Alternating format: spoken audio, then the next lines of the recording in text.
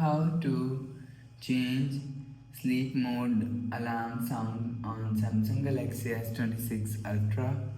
Let's start the video. First of all, go to app library.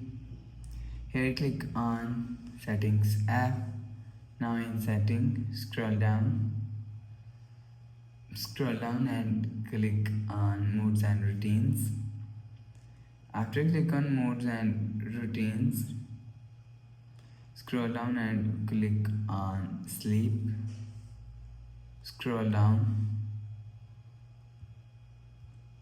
and click on turn on automatically and click on sleep schedule and click on alarm sound and click on ringtone.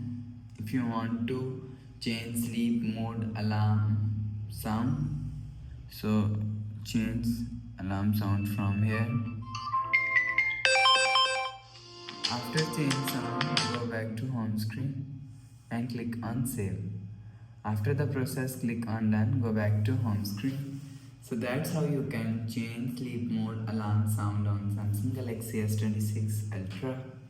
If you like the video, please subscribe. Thanks for watching.